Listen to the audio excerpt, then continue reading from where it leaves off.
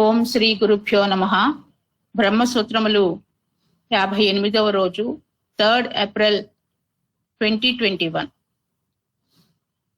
ఇంతకు ముందు సూత్రమునందు కార్యబ్రహ్మకు ప్రళయం సంభవించినప్పుడు అంటే కల్పాంతమునందు బ్రహ్మ యొక్క ఆయుర్దాయము పూర్తి అయిన తరువాత ఈ కార్యబ్రహ్మ పరబ్రహ్మలో లీనమవుతాడు. బ్రహ్మతో పాటే బ్రహ్మలోకం చేరిన జ్ఞానులు కూడా పరబ్రహ్మలో లీనమవుతారు. ఇదే క్రమముక్తి. బ్రహ్మలోకం చేరిన వారు కల్పాంతం వరకు బ్రహ్మలోకంలో బ్రహ్మ వద్దనే ఉండి కల్పాంతాన పరబ్రహ్మలో లీనమవుతారు.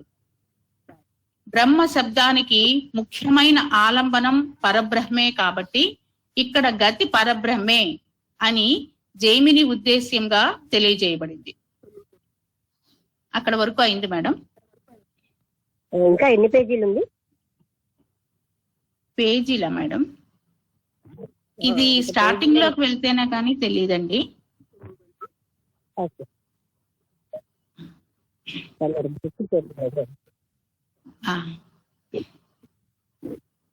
సూత్రం 13 ఏంటి మేడం?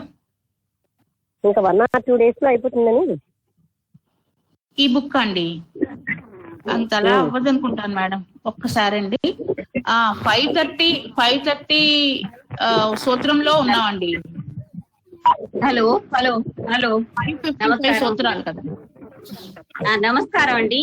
ఇవాళ 3 వంతులు అయిపోవచ్చు, అందుకే నేను కూడా విందామనే వచ్చాను. మధ్యలో ఏమైనా ఇంగ్లీష్ చదవాలంటే చదువుతాను. నమస్కారం అందరికి. అలా అన్నారని అడిగేది. సూత్రం 13 చెప్పండి మేడం. అయిపోతుందండి, ఇవాళ 3 వంతులు అయిపోవచ్చు, అందుకని నేను అనుకుంటున్నాను. లేకపోతే రేపైనా. సుజాతి ఏం పెట్టేశారా పీడిఎఫ్? ఆంజనేయమూర్తి గారు పంపించారండి, గ్రూప్ లోనే పెట్టారు. Okay okay. సూత్రం 13 దర్శనాత్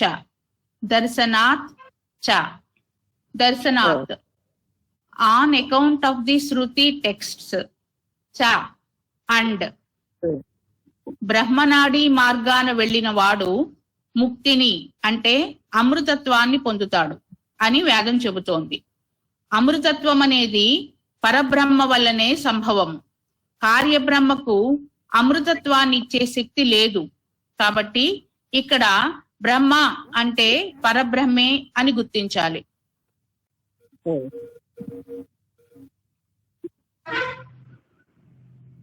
ఓకే. సూత్రం 14 న చ కార్యే ప్రతిపత్త్యభి సంధిః. నా నాట్ చ అండ్ కార్యే ఇన్ ద సగుణ బ్రహ్మన్ ప్రతిపత్తి రియలైజేషన్ ఆఫ్ బ్రహ్మన్ అభిసంధిః డిజైర్. ఉపాసకులకు బ్రహ్మలోకమే ప్రాప్తి అంటే ఇక్కడ కార్యబ్రహ్మమే కాదు పరబ్రహ్మమే అని అర్థము అంటూ 5వ అధికరణ పూర్తి చేశాడు రత్నాకరుడు. 5 నిన్ననే అయిపోయింది కదా. ఇంకా ఎక్స్ప్లెనేషన్ కంటిన్యూషన్ ఉంది, ఇక్కడతో అయిపోయింది. పరబ్రహ్మమే కానీ కార్యబ్రహ్మ కాదు. 6వది అప్రతీకాలంబనాధికరణము. గురువు గారు ఉపాసకులంతా బ్రహ్మలోకం చేరతారా లేక వారిలో కొందరు మాత్రమే పడతారా? దివ్య పురుషులు అందరినీ బ్రహ్మలోకానికి తీసుకుపోతారా లేదా అన్నాడు నారాయణ భట్టు. ఇప్పుడు ఇంకో సందేహం ఏంటంటే, అందరు ఉపాసకులు బ్రహ్మలోకానికి వెళ్తారా? అక్కడ దివ్య పురుషులు తీసుకెళ్తారని చెప్పారు కదా, వాళ్ళందరినీ తీసుకెళ్తారా కొందరినా? సందేహం. వివరిస్తున్నాడు రత్నాకరుడు. సూత్రం 15. అప్రతీకాలంబనాన్నయతీతి బాదరాయణ ఉభయధా దోషాత్కృతశ్చ అప్రతీకాలంబనాన్ నయతి బాదరాయణః ఉభయధా అదోషాత్ తత్కృతుః చ.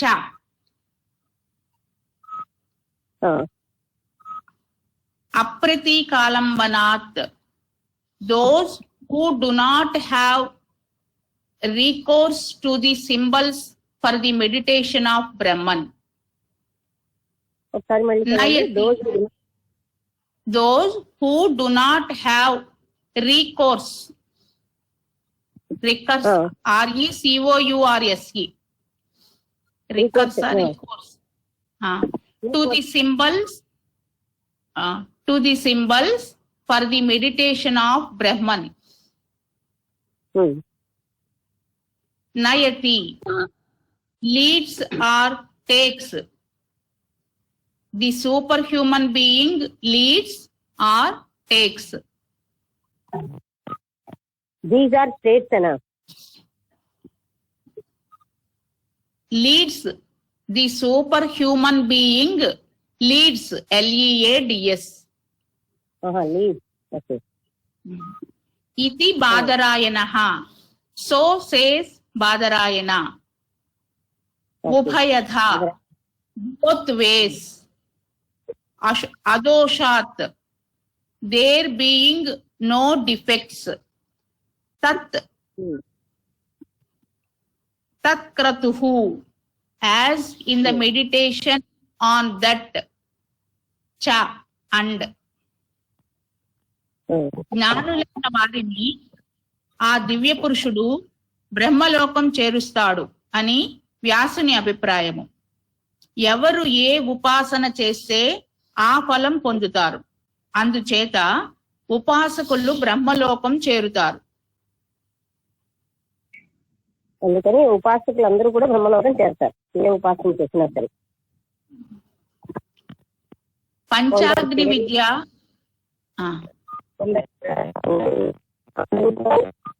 బ్రహ్మలోకాన్ని చేస్తారు. పంచాగ్ని విద్య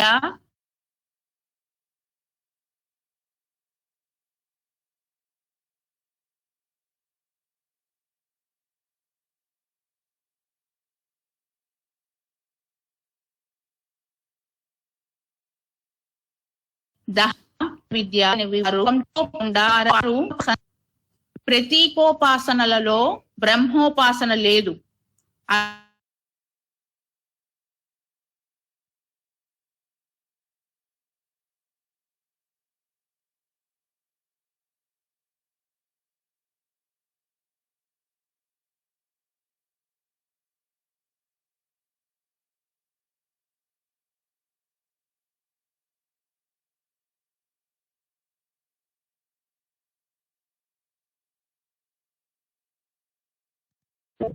వీళ్ళకి బ్రహ్మలోక ప్రాప్తి లేదు. అంటే ఆ నామం అంటే రూపం, ఆ రూపంలో ఉన్న అంటే ఏ రూపంతో ఉన్నాడో అతన్ని ఉపాసిస్తున్నారు. ప్రతీకగా, ప్రతీక అంటే ఒక సిగ్మల్ పెట్టింది, ఒక మూర్తి. వాళ్ళకి బ్రహ్మలోక ప్రాప్తి లేదు. శివుడు కూడా చెప్పాడు కదా యోగ వాసిష్టంలో, అసలు ఇంకా చిన్నని కూడా చెప్పాడు ప్రతీక ఉపాసన. సూత్రం 16 నామం అన్నారు కానీ. సూత్రం 16 విశేషం చ దర్శయతి. విశేషం డిఫరెన్స్, చ అండ్ దర్శయతి ద స్క్రిప్చర్ డిక్లేర్స్. ప్రతీకోపాసకులు బ్రహ్మలోకానికి పోరు. నామాన్ని బ్రహ్మగా ఉపాసించేవారు నామం ప్రసరించినంత వరకు స్వేచ్ఛగా విహరిస్తారు. మనస్సును, వాక్కు మొదలైన వాటిని ఉపాసన చేసిన వారు అవి వ్యాపించి ఉన్నంత వరకు స్వేచ్ఛగా సంచరించగలుగుతారు. అందుచేత ప్రతీకోపాసకులకు బ్రహ్మలోక ప్రాప్తి లేదు. అప్రతీకోపాసకులు అంటే బ్రహ్మోపాసకులు మాత్రమే బ్రహ్మలోకం పొందుతారు అంటూ 4వ అధ్యాయంలో 3వ పాదాన్ని పూర్తి చేశాడు రత్నాకరుడు. అందుకని ఈ పాయింట్ అందరూ గమనించండి. ప్రతీకోపాసకులకి బ్రహ్మలోక ప్రాప్తి లేదు. అంటే జ్ఞానం చేసినా లేకపోతే ఇంకా ఏం చెప్పారు, అది ఎంత దూరం వ్యాపిస్తుందో అంత దూరం అంతసేపే ఉంటాయి వాళ్ళవి, కానీ బ్రహ్మలోక ప్రాప్తి మాత్రం లేదు. ఇది మనం గ్రహించాలి.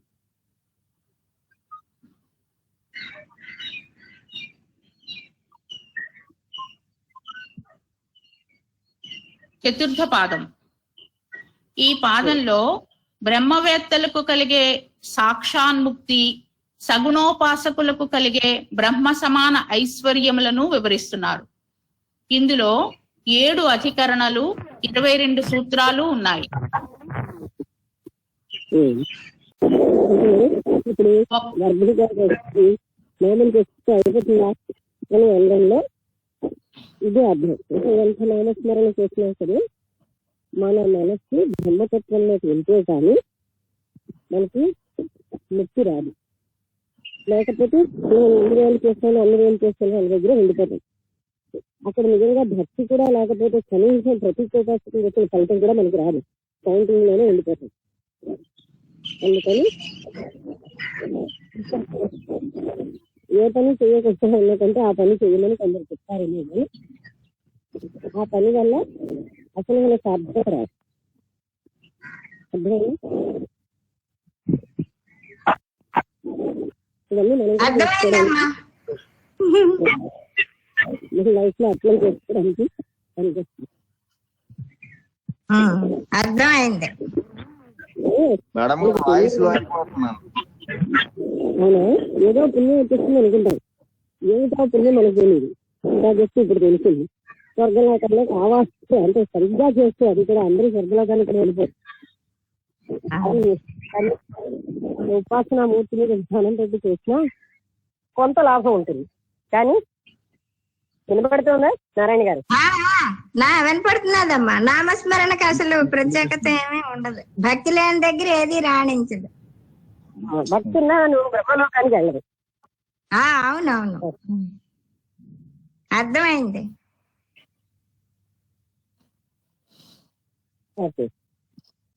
అందుకే మనం అంటే మనస్సుని ఏదో అందులో పెట్టేస్తే ఏం ఉట్టినే ఉన్నా ఏమవుతుంది, మన థాట్స్ మనం అబ్జర్వ్ చేసుకుని సరియైన మార్గంలో పెట్టుకోవచ్చు.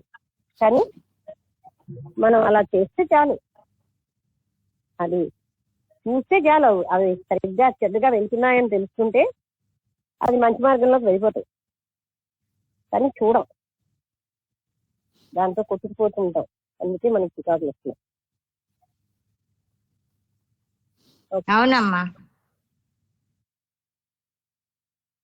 అంటే మనకి మూమెంట్ టు మూమెంట్ అవేర్నెస్ తో ఉండడమే కరెక్ట్ అంటారా మేడం? అప్పుడు ఎలాంటి చెడు లక్షణాలున్నా పోతాయా?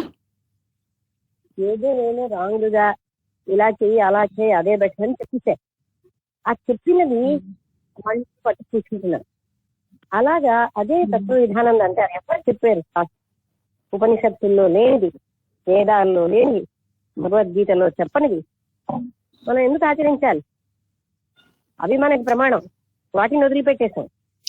ఎవరో మధ్యలో ఎక్కడో ఏదో చెప్తే దాన్ని ఎందుకు పట్టుకోవాలి? మనకు ప్రమాణమైన దాన్ని పట్టుకోవాలి. అందులో ఎక్కడా కూడా పరబ్రహ్మ స్థితి అన్న సంగతి చెప్పట్లేదు, నువ్వెవరన్నది చెప్పట్లేదు. అది చెప్పేదాన్ని పట్టుకోవాలి మనం అని ఆయన ఎంతమంది అడిగినా చెప్పడానికి కారణం ఇప్పుడు మనం చదివే మనకు అర్థమవుతుంది. ఇంత మహా ఉపకారం చేసే ఉపనిషత్తు గ్రంథాలని, వేదాలని, బ్రహ్మసూత్రాలు, భగవద్గీత లాంటివన్నీ వదిలేస్తున్నాం.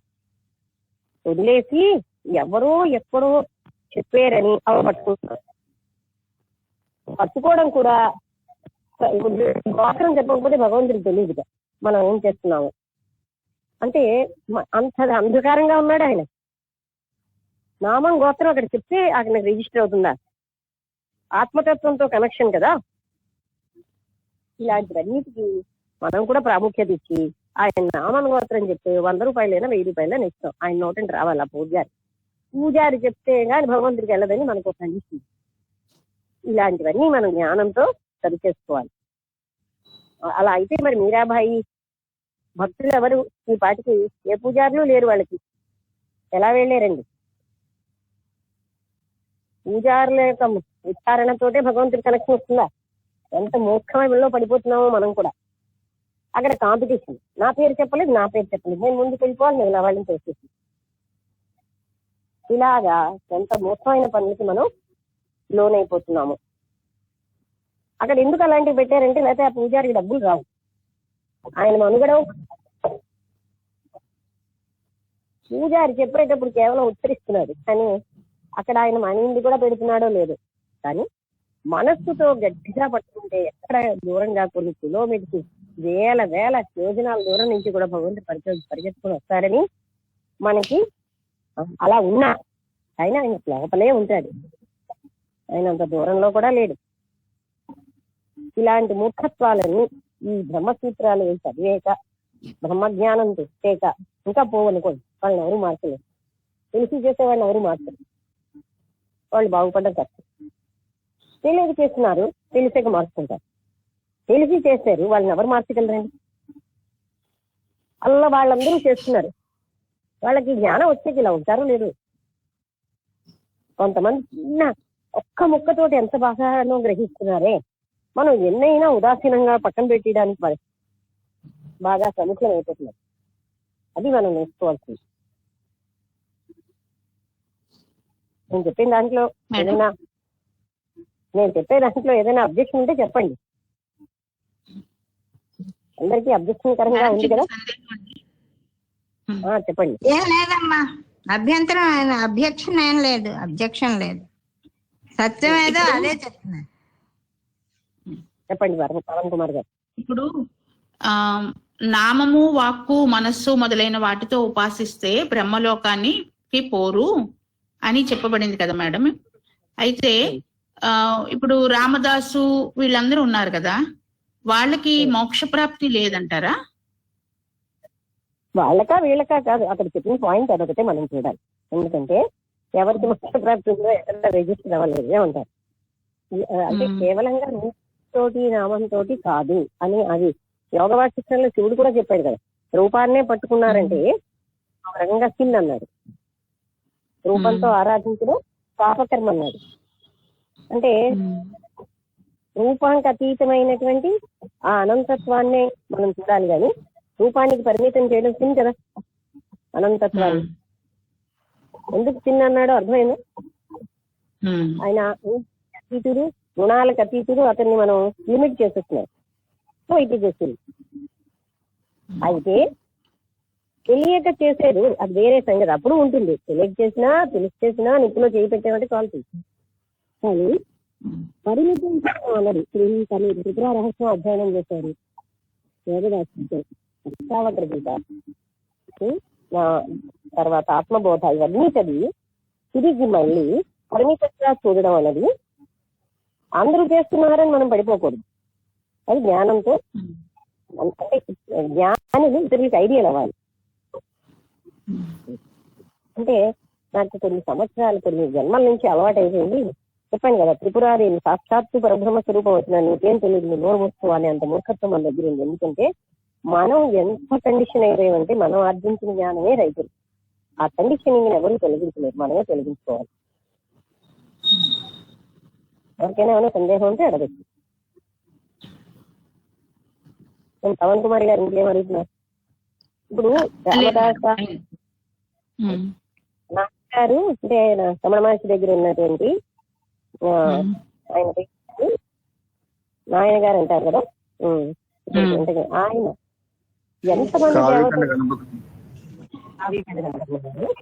ఎంతమంది దేవతల్ని ప్రత్యక్షం చేస్తున్నారు. నా దగ్గర రమణ మహర్షి ఆయన ముక్తి పొందలేదని చెప్పారు. మరి అది ఎలాగా అనేది మనకు తెలియదు. అంటే దేవతని ముక్తి మనకు పోయింది కదా, దేవతలు వాళ్ళే ముక్తిస్తారు మనకి, వాళ్ళే ముక్తి పొందాలి కానీ మానవుడిని ముక్తారు.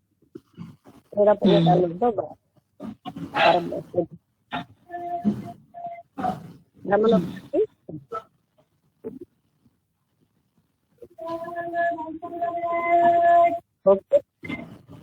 Okay madam.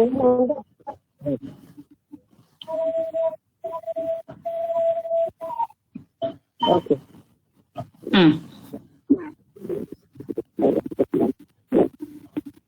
చదవనా madam?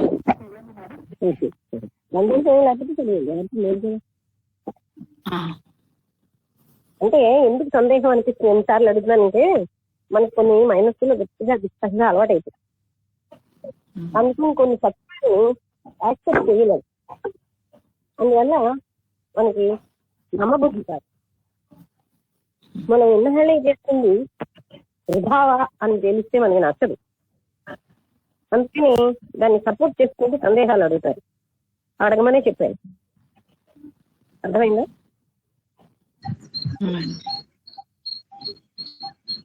Hello hello నేను అడుగుతున్నాను. ఇందులో ఒక సెంటెన్స్ ఉన్నది, నామాన్ని బ్రహ్మగా ఉపాసించేవారు నామం ప్రసరించినంత వరకు స్వేచ్ఛగా విహరిస్తారు అంటే అర్థం ఏమిటి?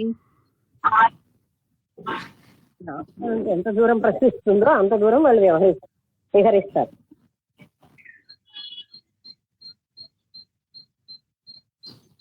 ప్రసరణ అంటే నీకేమిటి అక్కడ అర్థం కాదు.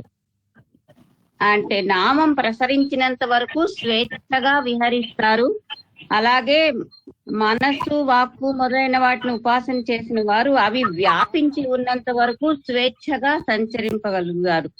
అంటే ఈ స్వేచ్ఛగా సంచరించడం అంటే ఏమిటి?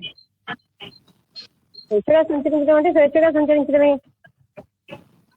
అంటారు. దాంట్లో క్లారిటీ ఉంది. నామం ఎంత దూరం ప్రసరిస్తుందో వాళ్ళ మనస్సుతో ఎంత దూరం ప్రసరింపజేయగలరు అంత దూరమే వాళ్ళు విహరిస్తారు. అంతకంటే ముందుకు వెళ్ళలేరు. ధరించడం అంటే తిరగడం అంటే తెలుసు. ఓకే, అంటే లిమిటెడ్ ఉంది ఆ ఉపాసన చెప్తున్నారు. అది సరే. అంటే ఇది చదవనంతసేపు మనం ఎలాంటి అభిప్రాయాల్లో ఉన్నాం?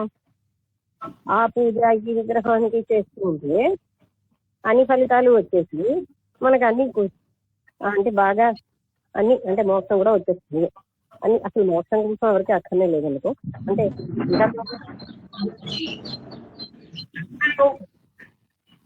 సరిగ్గా చేయకపోతే, సరిగ్గా అంటే మనస్సు పెట్టకుండా తర్వాత ఆ నమ్మకం లేకపోతే ఆ దేవత నీరు అది కూడా రావు. ఒకవేళ వచ్చినా బంధాలే మనకి. అంటే మనం ఏం ఆశించాలో ఏం కోరాలో మనకి తెలియదు. కనుకే ఇలాంటి అశాశ్వతమైనవన్నీ కూర్చున్నాం. ఓకే, చతుర్థ పాదం. ఇందులో 7 అధికరణలు 22 సూత్రాలు ఉన్నాయి. ఇవి టాబ్లెట్ ఫామ్ లో ఇచ్చారు మేడం. భగవంతుడి ఏం కావాలని అడిగితే మా ఇంట్లో కొంచెం ఫ్రిడ్జ్ లేదయ్యా కొనిపెట్టు, మాకు కొంచెం ల్యాండ్ ఎక్కువ కావాలి, మాకు సొంత ఇల్లు కావాలి, ఇవే కదా అడుగుతారు. లేకపోతే మా పిల్లకి సీట్ వచ్చే తెచ్చేయి, మా కుర్రాడు అమెరికా వెళ్ళి తెచ్చేయి, ఇదేనా అడుగుతాం. అంతకంటే ఏం అడగం. ఎందుకంటే మనకి అంతకంటే ఇహలోకంలో ఉన్న విషయాలు తప్ప మనకి ఏమీ తెలియని అజ్ఞానంలో ఉన్నామని కూడా మనకు తెలియదు. అదే జ్ఞానం అనుకుంటాం. అందుకని మనకి తెలిస్తే కదా ఏం కావాలో, మన క్షేమం ఏమిటి అవసరం, దేంట్లో ఉందో మనకు తెలియాలి. అప్పుడే అవి కోరుతాం. అవన్నీ కోరుతున్నాము అంటే మన ఇహలోక వస్తువులే ముఖ్యమని భావిస్తున్నాం. మన సుఖం ఇహలోక వస్తువుల్లో ఉందని శాశ్వత సుఖం భావిస్తున్నాం గనక అవే కోరుతాం. సరే,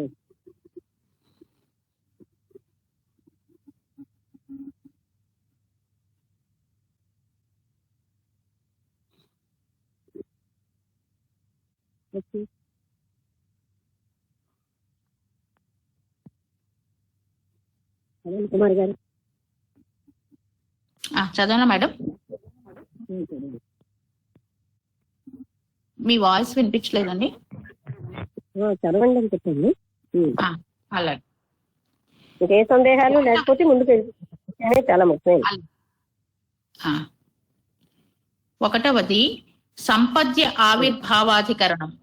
ఈ అధికరణమునందు ముక్త పురుషుడు స్వరూపంలో ఉంటాడు అని తెలియజేయబడింది. 3 సూత్రాలు ఇవ్వబడ్డాయి. రెండవది అవిభాగేన దృష్టత్యాధికరణము. ఇందులో ముక్తునికి పరబ్రహ్మకు తేడా లేదు అని చెప్పబడుతుంది, ఒక సూత్రం ఉంటుంది. మూడవది బ్రహ్మాధికరణము. ఇందులో ముక్తాత్ముడైన వాని లక్షణాలు వివరిస్తారు, 3 సూత్రాలు ఇవ్వబడతాయి. నాలుగవది సంకల్పాధికరణము. ఇందులో కోరినంతనే ముక్తాత్ముని కోరికలు సిద్ధిస్తాయి అని తెలియజేయబడుతుంది, 2 సూత్రాలు ఇవ్వబడ్డాయి. ఐదవది అహానాధికరణము. ఇందులో ముక్తాత్ములకు శరీరం ఉండటం లేకపోవటం వారి సంకల్పాధీనము అని చెప్పబడింది, 5 సూత్రాలు ఇవ్వబడ్డాయి. ఆరవది ప్రదీపాధికరణము. ఇందులో ముక్తుడు ఒకే కాలంలో అనేక శరీరాల్లో ప్రవేశించగలడు అని చెప్పబడింది, 2 సూత్రాలు ఇవ్వబడ్డాయి. ఏడవది జగద్వ్యాపారాధికరణము. ఇందులో ముక్తుడికి జగసృష్టి తప్ప మిగిలిన ఐశ్వర్యాలన్నీ ఉంటాయి అని తెలియజేయబడుతుంది, 6 సూత్రాలు ఇవ్వబడ్డాయి. ఈ రకంగా మొత్తం 22 సూత్రాలు ఉంటాయి. ఇక మొదటి పాదం, అందులో మొదటిది సంపద్యావిర్భావాధికరణము. గురువు గారు, జీవుడు శరీరం నుంచి లేచి అంటే శరీరాన్ని వదిలి పరబ్రహ్మను పొంది స్వరూపంతో నిలుస్తున్నాడు అని ఛాందోగ్యంలో ఉంది.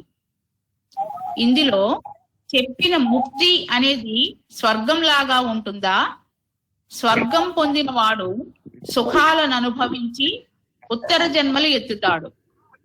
అలాగే ఈ ముక్తుడు కూడా ఏదైనా ఆధిక్యాన్ని పొందుతాడా లేక స్వస్వరూపంతోనే ఉంటాడా అన్నాడు కృష్ణ శర్మ. మళ్ళీ చదవనా మేడం? అంటే క్వశ్చన్ చదవండి. జీవుడు శరీరం నుంచి లేచి అంటే శరీరాన్ని వదిలి పరబ్రహ్మను పొంది స్వరూపంతో నిలుస్తున్నాడని ఛాందోగ్యంలో ఉంది. ఇందులో చెప్పిన ముక్తి అనేది స్వర్గం లాగా ఉంటుందా? స్వర్గం పొందిన వాడు సుఖాలను అనుభవించి ఉత్తర జన్మలు ఎత్తుతాడు. అలాగే ఈ ముక్తుడు కూడా ఏదైనా అధిక్యాన్ని పొందుతాడా లేక స్వస్వరూపంతోనే ఉంటాడా? ముక్తి పొందిన వాడు స్వర్గసుఖాలు అనుభవిస్తాడా లేకపోతే అలాగే ఉండిపోతాడా స్వస్వరూపంలో? అది ప్రశ్న. అంటే స్వర్గంలో ఉన్న సుఖాలన్నీ స్వర్గంలో వెళ్ళిన వాళ్ళు అనుభవిస్తున్నారు, ముక్తి పొందిన వాడు కూడా స్వర్గసుఖాలు అనుభవిస్తాడా లేదా స్వస్వరూప జ్ఞానంలో ఉండిపోతాడా? అది ప్రశ్న. సమాధానం చెప్తున్నాడు రత్నాకరుడు. సూత్రం 1, సంపద్యావిర్భావః స్వేన శబ్దాత్. సంపద్య ఆవిర్భావః స్వేన శబ్దాత్. సంపద్య హ్యావింగ్ అటైన్డ్. ఆవిర్భావః దేర్ ఈస్ మేనిఫెస్టేషన్. స్వేన శబ్దాత్ from the word own. OWN own.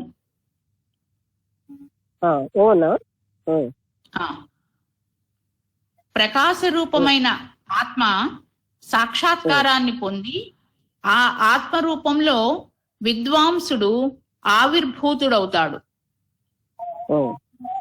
జీవుడు తానైన రూపంలో ఉండటమే ముక్తి, అదే స్వరూప స్థితి.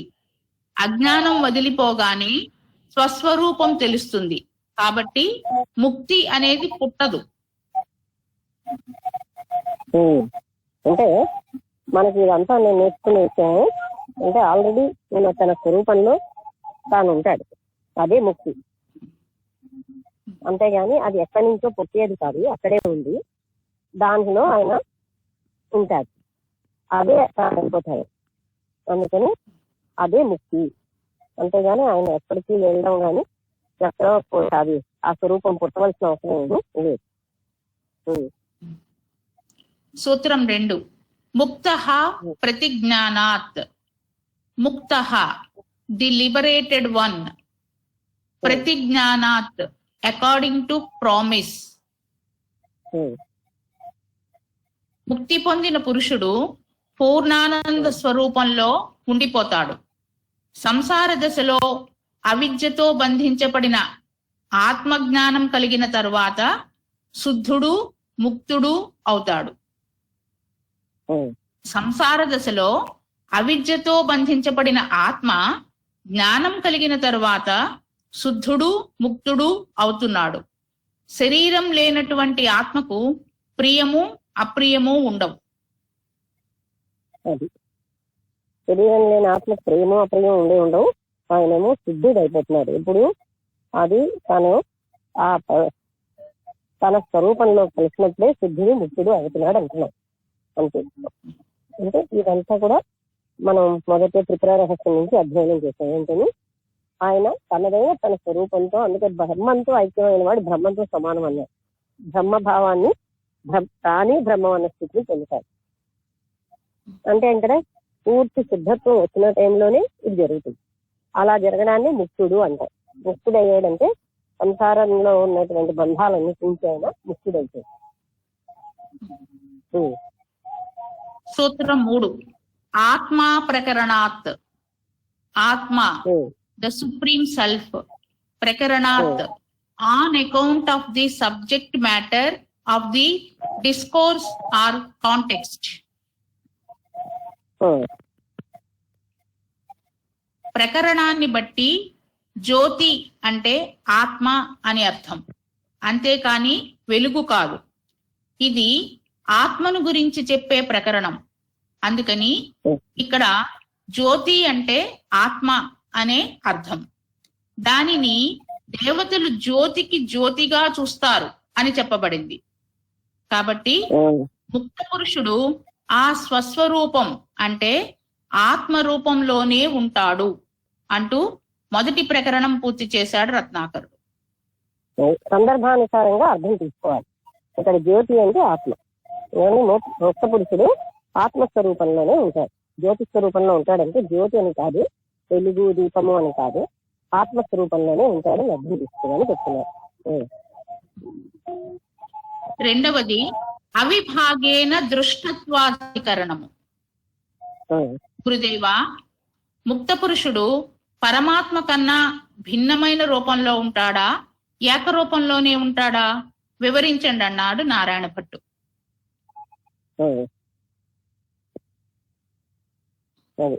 అంటే పరమాత్ముడి కన్నా భిన్నమైన రూపంలో ఉంటాడా, ఇంకా ఏకరూపంలో ఉంటాడో వివరించమన్నాడు. సమాధానం చెప్తున్నాడు రత్నాకరుడు. సూత్రం 4 అవిభాగేన దృష్టత్వాత్.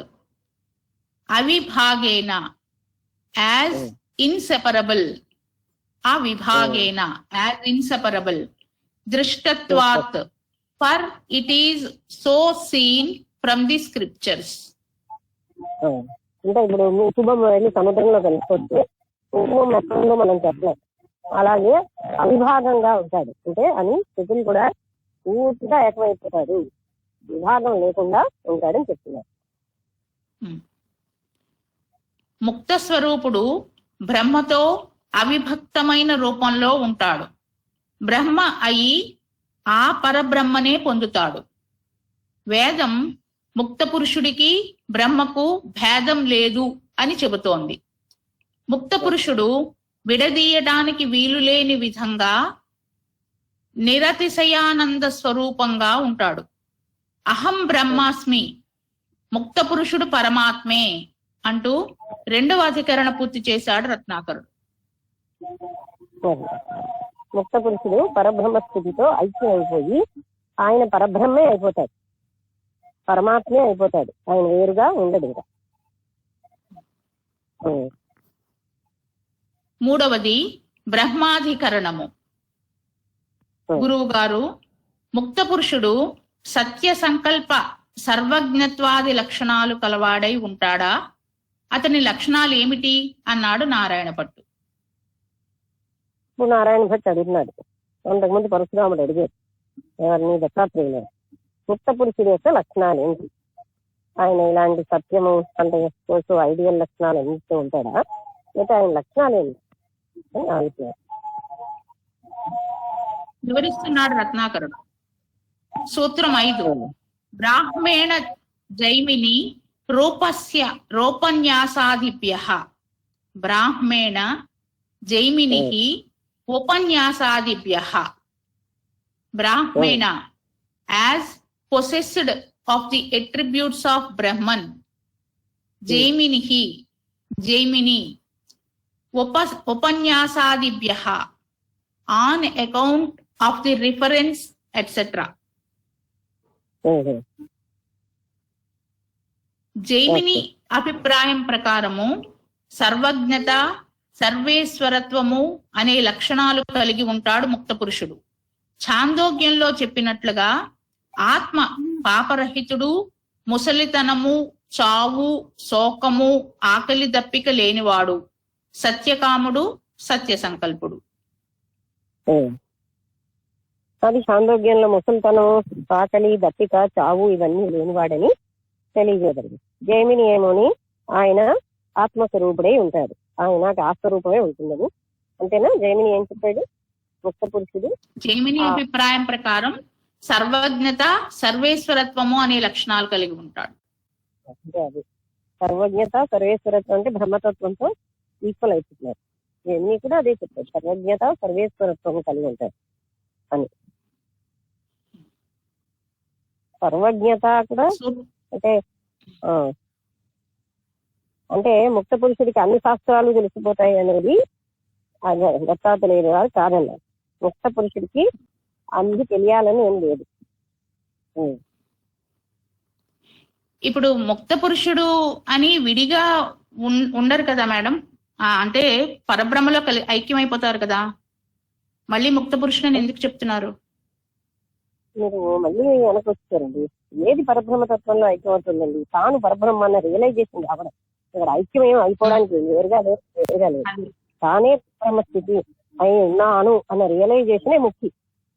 అటువంటి రియలైజ్ చేసిన వ్యక్తిని ముక్త పురుషుడు అంటున్నాం.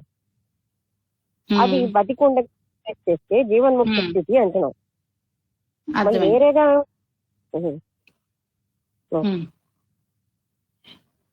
సూత్రం 6. చితి తన్మాత్రేణ తదాత్మకత్వాది చౌడులోమిః. చితి తన్మాత్రేణ తదాత్మకత్వాత్ ఇది జౌడులోమిః. చితి తన్మాత్రేణ solely as pure consciousness. తదాత్మకత్వాత్ that being so early ana తదాత్మక solely solely solely as pure consciousness. okay solely అర్థమైంది. తదాత్మకత్వాత్ that being its true nature of essence. Iti thus జౌడులోమిహి ఔడులోమిహి అని ఇచ్చారు మేడం ఇక్కడ. Audulomi things. Here this says Audulomi. జీవుడు చైతన్య స్వరూపుడు కాబట్టి ముక్త పురుషుడు కూడా చైతన్య రూపంలోనే ఉంటాడని జౌడులోమి అభిప్రాయం. జీవుడు చైతన్య స్వరూపుడు కాబట్టి ముక్త పురుషుడు కూడా చైతన్యంగానే ఉంటాడు అని జౌడులోమి అనే మహర్షి చెప్పాడు. తైత్రీయంలో సత్యము, జ్ఞానము అనంతమైనది పరబ్రహ్మ అని చెప్పబడింది.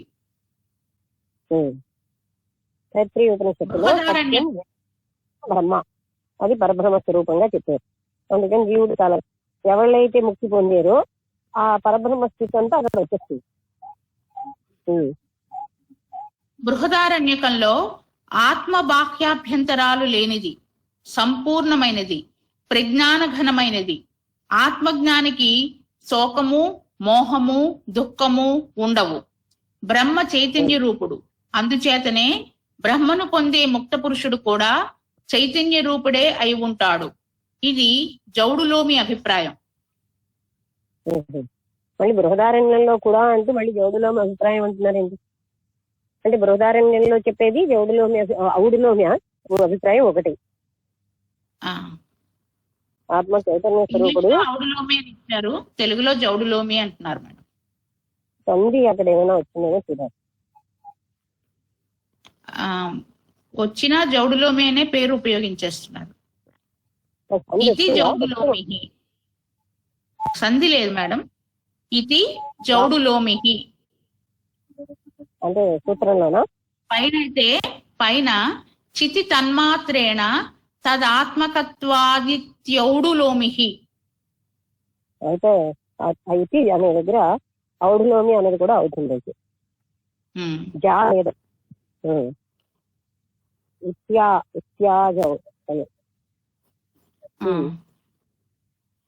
సూత్రం 7. ఏవమప్యుపన్యాసాత్ పూర్వభావాద విరోధం బాదరాయణః. ఏవం అపి ఉపన్యాసాత్ పూర్వభావాత్ అవిరోధం బాదరాయణః.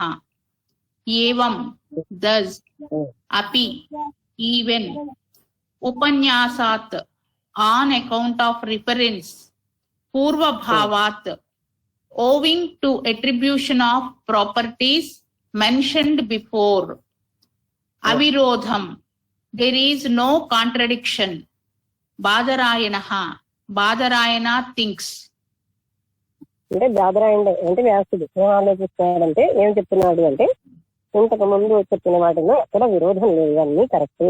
అంటే ఏంటి, ఆయన అనంతుడై ఉంటాడు, ఆయనకి ఇంకా పరబ్రహ్మలో కలిసిపోతాడు, తాను వేరుగా ఉండదు, ఆ లక్షణాలన్నీ లక్షణాలు అయిపోతాయి, పరబ్రహ్మ తానైపోతాడు అని అందులో ఈ చెప్పబడిన వాటిలో ఏమీ కూడా చెప్పారు.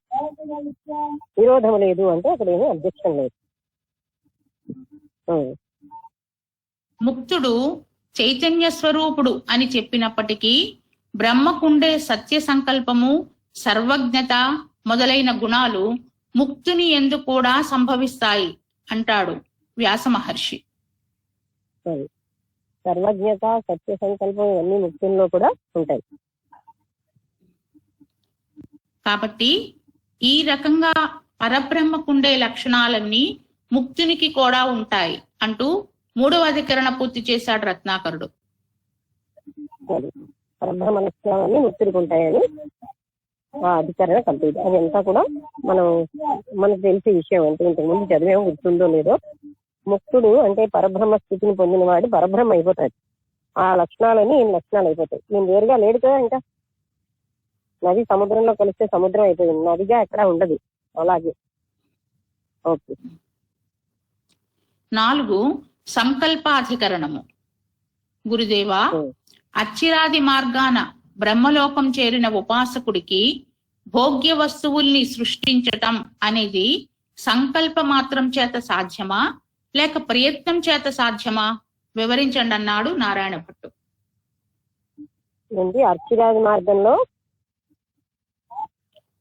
అచ్చిరాది మార్గాన బ్రహ్మలోకం చేరిన ఉపాసకుడికి భోగ్య వస్తువుల్ని సృష్టించటం అనేది సంకల్ప మాత్రం చేత సాధ్యమా లేక ప్రయత్నం చేత సాధ్యమా?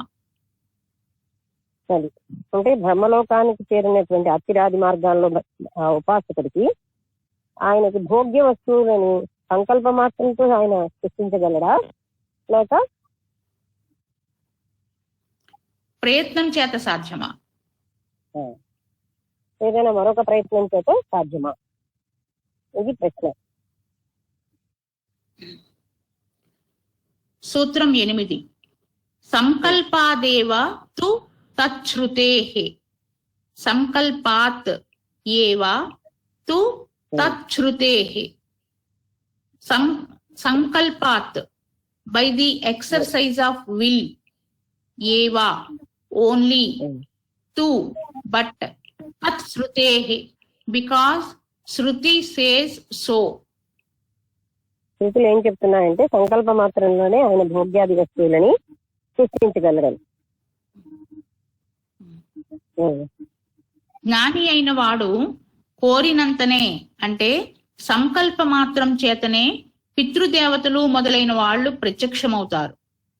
ఛాందోగ్యోపనిషత్తులో చెప్పినట్లుగా తానే బ్రహ్మ అని తెలుసుకున్నవాడు సమస్త లోకాల్లోనూ విహరించగలుగుతాడు. సత్యకాముడై దహరాకాశంలో బ్రహ్మను సేవించిన వాడు మరణానంతరము పితృలోకం కోరితే పితృగణం ప్రత్యక్షమవుతుంది. వారితో పాటు పితృలోకాలకు పోయి పితృలోక అనుభవాలతో సంపన్నుడై మహిమాన్వితుడవుతాడు. మాతృలోకాలు కోరితే అక్కడకు చేరతాడు అంటూ అతడు సమస్త లోకాలు చేరగలుగుతాడని చెప్పబడింది.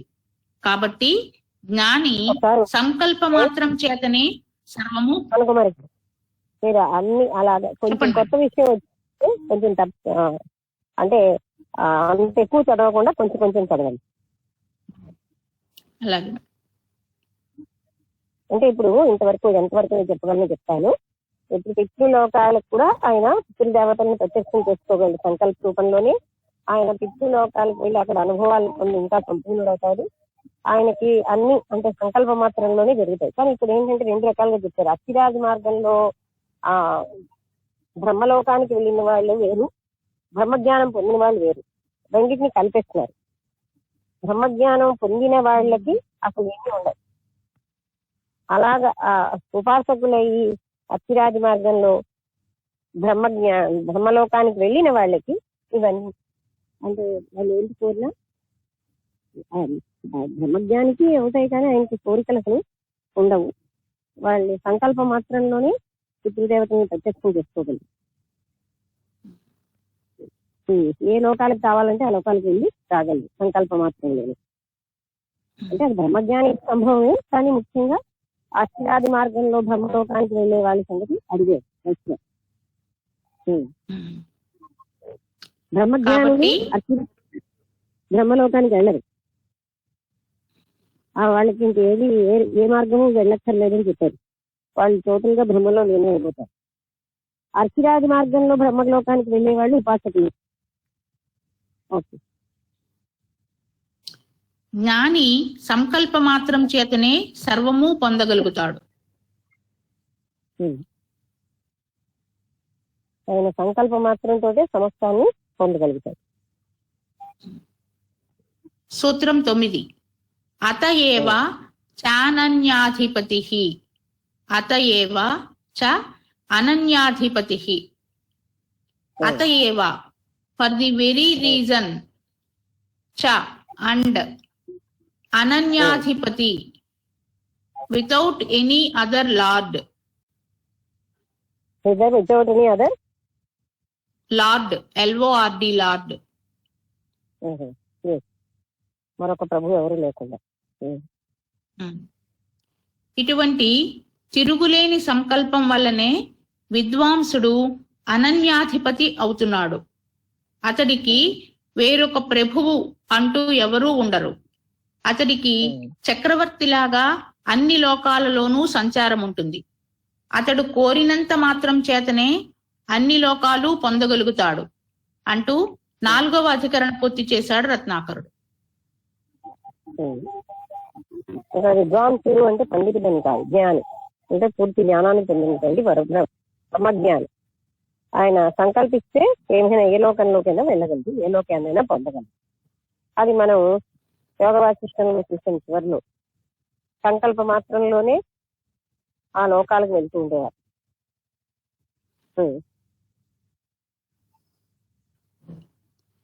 5వది అభావాధికరణము. గురుదేవా, ముక్త పురుషులకు సంకల్ప మాత్రం చేతనే కోరిన లోకాలు పొందుతాడు అన్నారు. సంకల్పం ఉందన్నారు. సంకల్పం కావాలంటే మనస్సు కావాలి.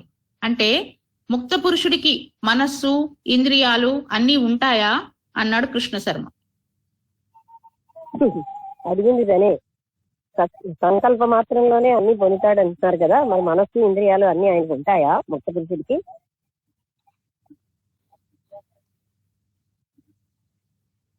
వివరిస్తున్నాడు రత్నాకరుడు. సూత్రం 10. అభావం బాదరి రాహ్యేవం అభావం బాదరిహి అహ హి ఏవం. అభావం absence of body and organs. Badarihi, the says Badari. Aha says he, because. Evam, thus. విద్వాంసుడు అంటే జ్ఞాని అయిన వాడికి మరణానంతరము శరీరం ఉండదు, ముక్త పురుషుడికి ఇంద్రియములు శరీరము ఉండవు అంటాడు వ్యాసుడు. విద్వాంసుడికి మనస్సు కన్నా భిన్నమైన శరీరము ఇంద్రియాలు ఏవి బ్రహ్మలోకంలో లేవు. మరణానంతరం ఇంకేవి లేవు అని వ్యాసుడు చెప్పాడు. శరీరము ఇంద్రియాలు ఏవి ఉండవు, ఎందుకంటే ఆయనకి ఇంకా కర్మ లేదు. అందుకని ముక్త పురుషుడికి ఇంద్రియములు శరీరములు ఏమి శరీరము ఏమి ఉండవు, మనసు కూడా.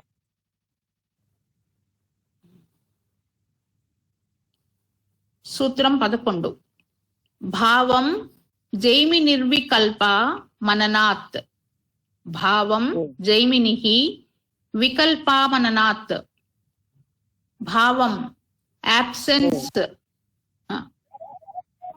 ఒక్కసారి. భావం ఎగ్జిస్టెన్స్.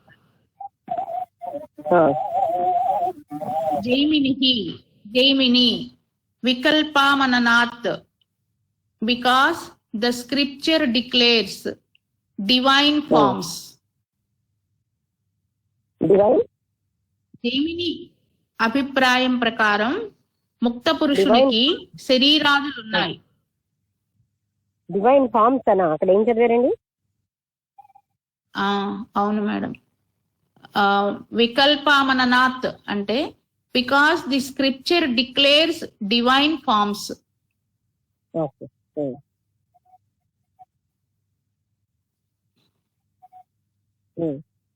జైమిని అభిప్రాయం ప్రకారం ముక్త పురుషుడికి శరీరాదులు ఉన్నాయి. అంతే మేడం. జైమిని దానికి వ్యతిరేకంగా చెప్పాడు. ముక్త పురుషుడికి శరీరాలన్నీ ఉంటాయని చెప్తున్నాడు. సూత్రం 12. ద్వాదశాహవ దుభయ విధం బాదరాయణోతః. ద్వాదశాహవత్ ఉభయ విధం బాదరాయణః అతః. ద్వాదశాహవత్ like the 12 days sacrifice. Ubhaya vidham of both kinds. Badarayana thinks. Ataha, so, therefore. ఇక్కడ 2 విధాలైన శృతులు కనిపిస్తున్నాయి. బ్రహ్మిలోకాన్ని పొందిన వారు స్వతంత్రులు, వారి సంకల్పం తిరుగులేనిది. అందుచేత శరీరం కావాలనుకుంటే శరీరం ధరిస్తారు, అక్కర్లేదనుకుంటే శరీరం ఉండదు అని వ్యాసుడు అంటున్నాడు. అంటే అది వాళ్ళ ఇష్టం. వాళ్ళకి కావాలంటే శరీరం ధరించగలరు, లేకపోతే వాళ్ళు శరీరం ఉండదు. 2 రకాలుగా ఉంటుంది. అంటే వాళ్ళ సంకల్పంలో శరీరం కావాలంటే శరీరం ధరించగలరు, అక్కర్లేదంటే మానేయగలరు.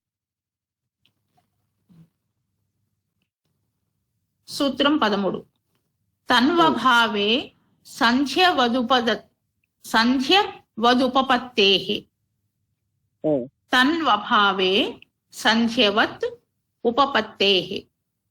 తన్వభావే in the absence of a body. Sandhyavat, just as in dreams.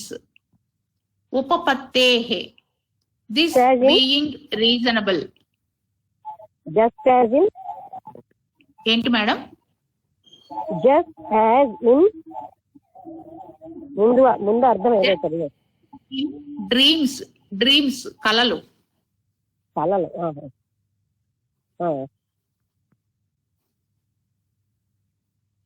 బ్రహ్మలోకంలో ఇంద్రియాలతో కూడిన దేహం లేకపోయినప్పటికీ స్వప్నంలో లాగా మానసికంగా విషయాలు పొందుతారు.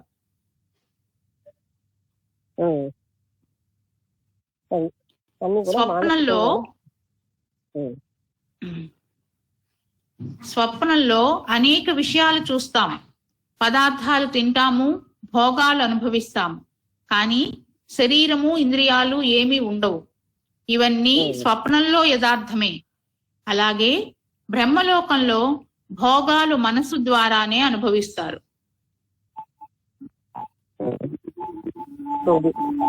బ్రహ్మలోకంలో భోగాలని మనసు ద్వారానే అనుభవిస్తారు.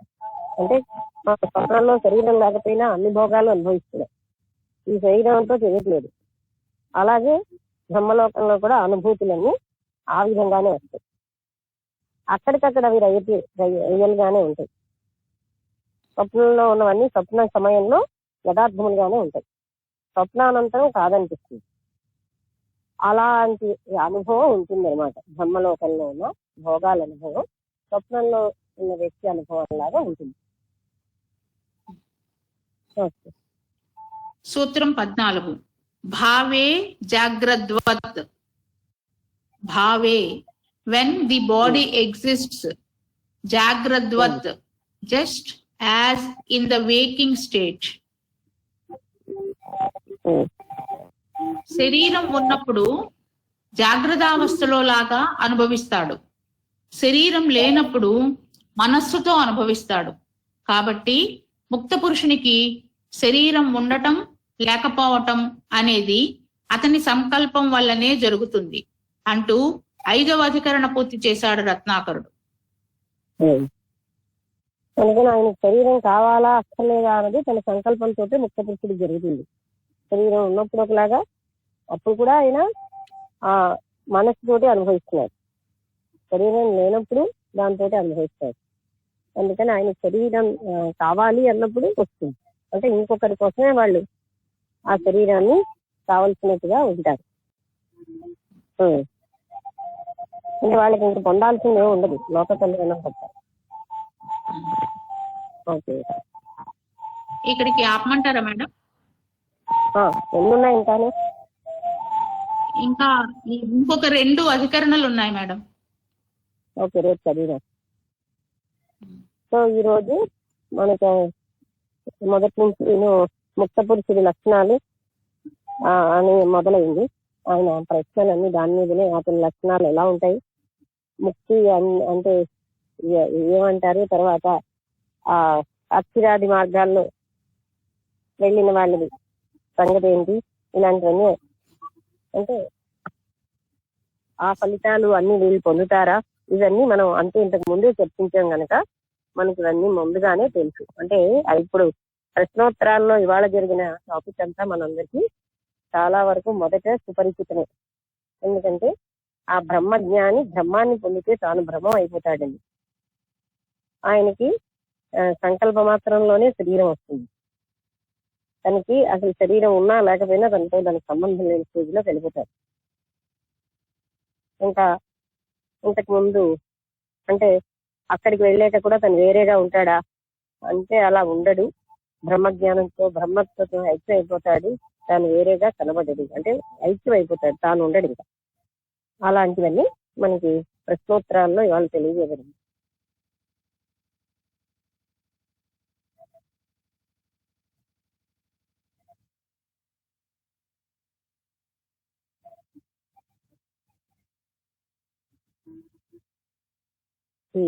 ఇంకెవరైనా మాట్లాడతారా?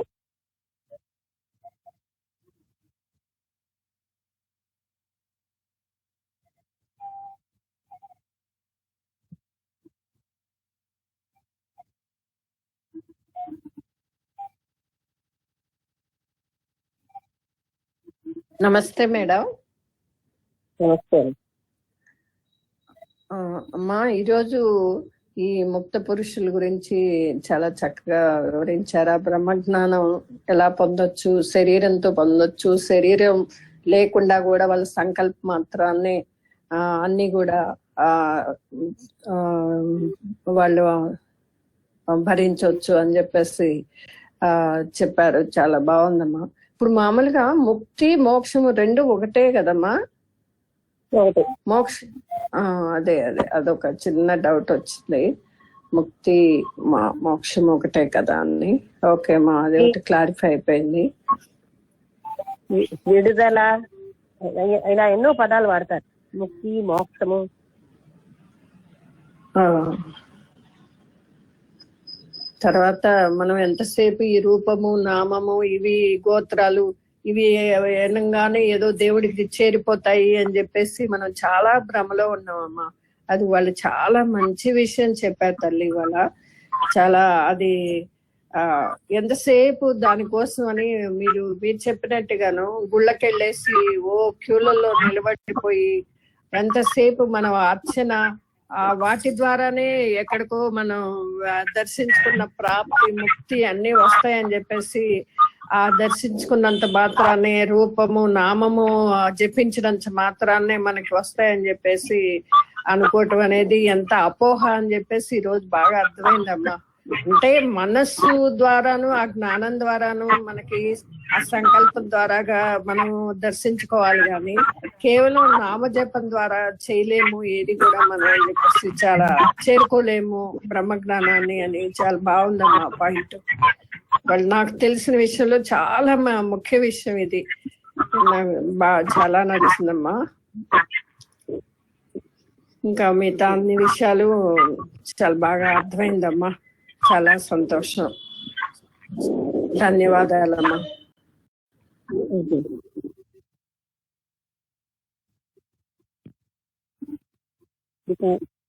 మాట్లాడతారు.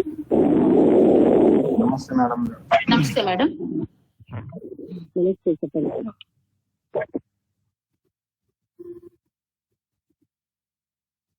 చెప్పండి.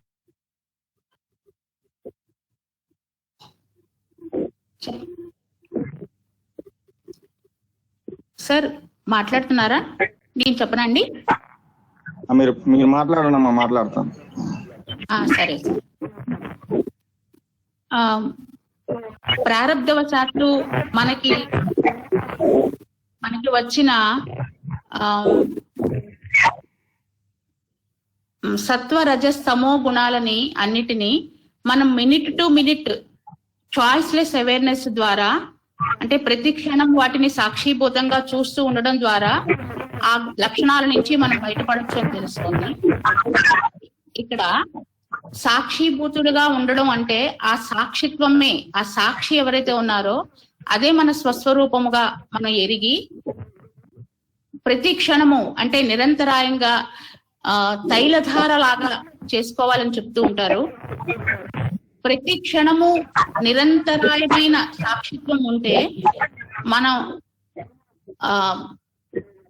అన్ని చెడు లక్షణాల నుంచి, ఏ కర్మల నుంచి, అన్ని ప్రారబ్ధాల నుంచి మనకి ముక్తి సాధ్యమే అని తెలుస్తోంది మేడం. సాక్షిత్వం కూడా పోవాలి. ఎక్కడ మీరు చదివేరో కానీ ఇక్కడ ఇవాళ మనం చేస్తామని తేలే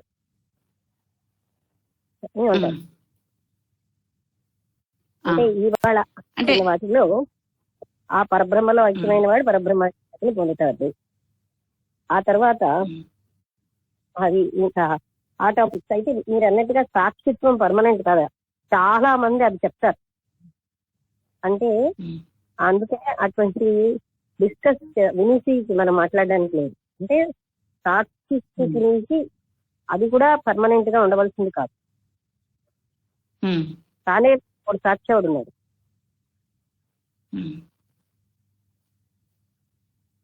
ఓకే మేడం.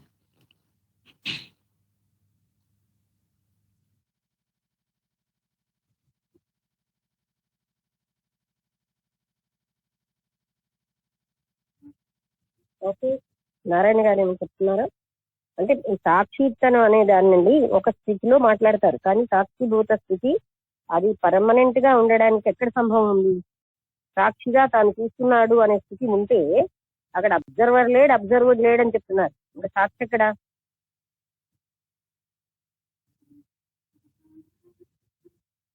అదే త్రిపుర కూడా చూసేవాడు లేదు, చూడబడేది లేదు, చూడబడే ప్రక్రియ లేదు అని చెప్పబడిందంటే అన్ని ఒకటైపోతారు.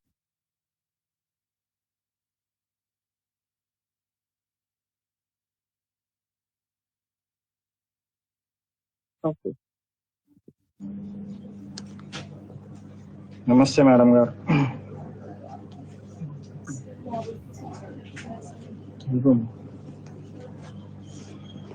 నమస్తే మేడం గారు.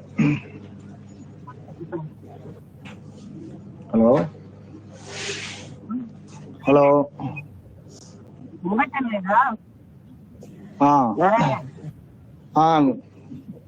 వినిపిస్తున్నాము.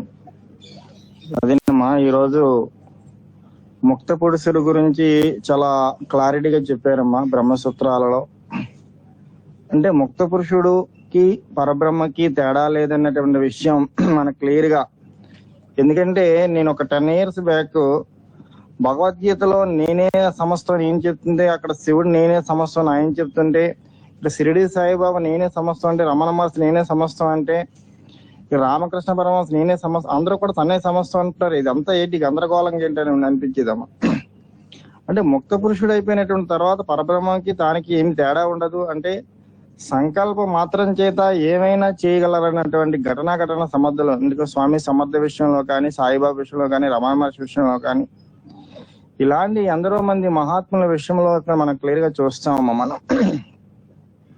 అలాగే అంటే ఇదంతా ఎలా సాధ్యము అయిందంటే వాళ్ళందరూ కూడా, అందుకే సాయిబాబా కూడా పూర్వ జన్మల్లో కూడా ఒకసారి జన్మాంతర జ్ఞానం అన్నది చెప్తారమ్మా. పూర్వ జన్మల్లో నేను ధనపరాశ్రం మీద కూర్చొని పామునయ్యాను అని చెప్తారమ్మా. అండ్ అనేక జన్మలు గడిచి అక్కడ శ్యామ అక్కడ 72 జన్మలతో సంబంధం ఉందని ఆయనతో చెప్తాడనమాట. అంటే ఇన్ని జన్మలు ఎందుకు ఎత్తుతున్నాడు, ఇన్ని జన్మల్లో ఆయన సాన్నిధ్యం లభించినా ఈ ముక్తి కలగదా అంటే, సో ముక్తి కలగడం అనేది అంటే మీకు ఇప్పుడు ఎవరో రామదాస్ ఇది అంతా అంటే నామము రూపము, ఎప్పుడైతే నామాన్ని రూపాన్ని పట్టుకున్నప్పుడు అంత వేగంగా ముక్తి వచ్చేయడం అనేటువంటిది అసంభవం. అన్నిటికీ అతీతం అయినప్పుడు మాత్రమే ఆ ముక్తి లభిస్తుంది అనేటువంటి దాన్ని క్లియర్ గా చెప్పారమ్మా.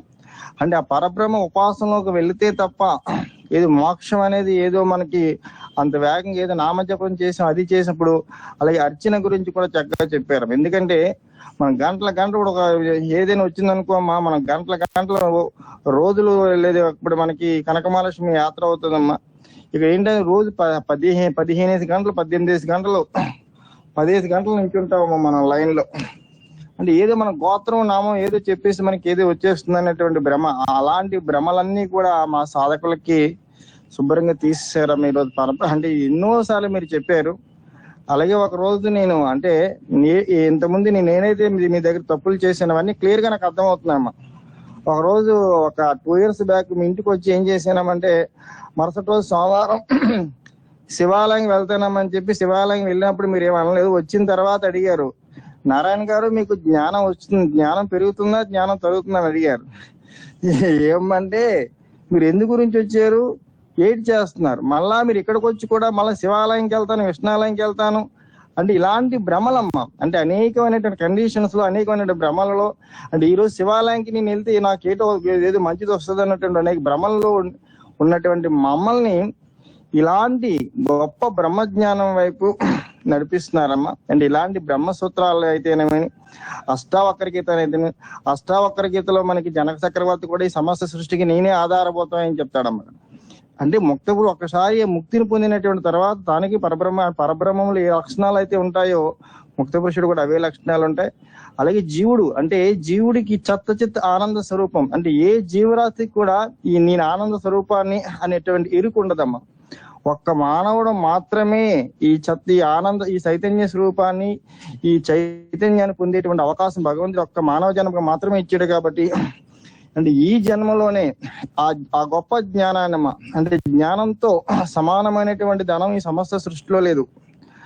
కాబట్టి అలాంటి గొప్ప జ్ఞానాన్ని మేము మీ ద్వారా పొంది అంటే ఈ జన్మలోనే తరించాలి. అంటే వచ్చే జన్మ కొనుక్కున్నామా, అంటే వచ్చే జన్మలో మేము ఏమవుతాం ఏంటి అంతా కాకుండా తీవ్రమైనటువంటి జిజ్ఞాసతో, తీవ్రమైనటువంటి తపస్సుతో ఇలాంటి గొప్ప బ్రహ్మజ్ఞానాన్ని పొంది మీరు అన్నట్టు అలాగే ముక్తి అంటే ఏది చనిపోయే కాకుండా, అంటే బ్రతికుండగానే అంటే నేను అన్ని బంధాల నుంచి విడిపడి నేను ముక్తిని అయ్యానని చెప్పడం రమణ మహర్షి లాగా చెప్పుకోవడం, ఇవన్నీ చక్కగా వివరించారమ్మా. మాకు కూడా క్లారిటీగా అంటే ఏది బ్రహ్మం ఏది కాదు, మనకి నిత్య అనిత్య వస్తు వివేకం ఏంటి, దేన్ని పట్టుకోవాలి దేన్ని వదిలేయాలి అనేటువంటి విషయాలని మాకు క్లారిటీగా అర్థమయ్యే పరిభాషలో చెప్తున్నారమ్మా.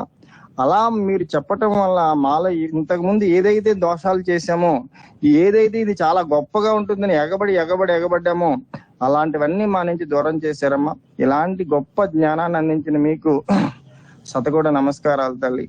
గురువం తత్సత్. నమస్తే అండి. అంటే అది మనం ఒకసారి తెలుసుకున్నాక తెలిసి రామ భజన చెయ్యవే మనక, తెలుసుకుని చెయ్యాలి అన్ని. ఓకే, ఇంకెవరైనా మాట్లాడతారా?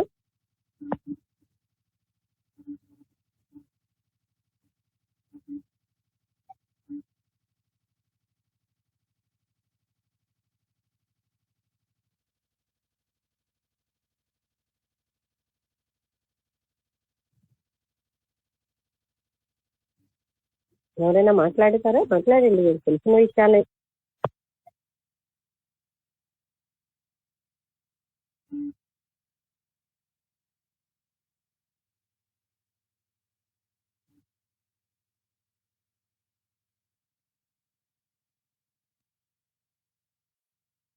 ఓకే,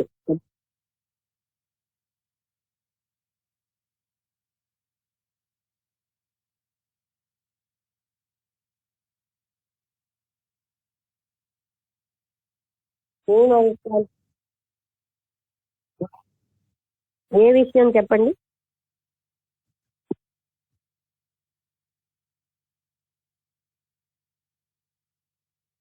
మీకు హత్తుకున్న విషయం ఏమిటి అది నేను అడిగేది. వాళ్ళు చాలా విషయాలు చెప్పారు.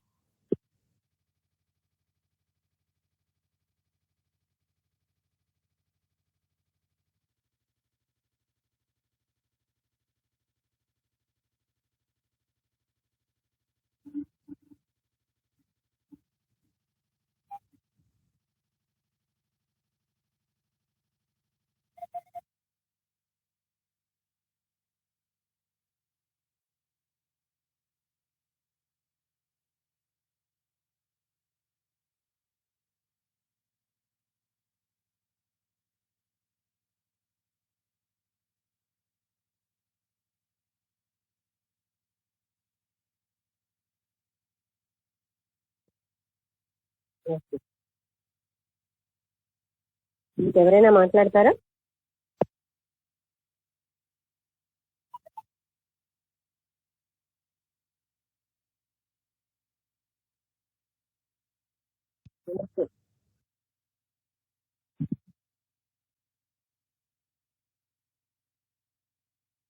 ఇంకా ఎవరైనా మాట్లాడతారా?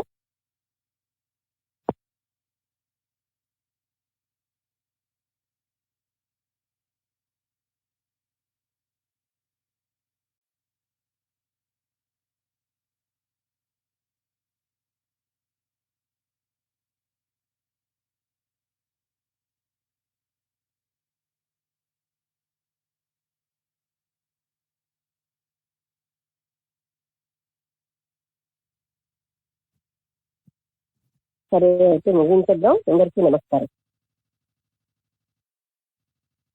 నమస్తే.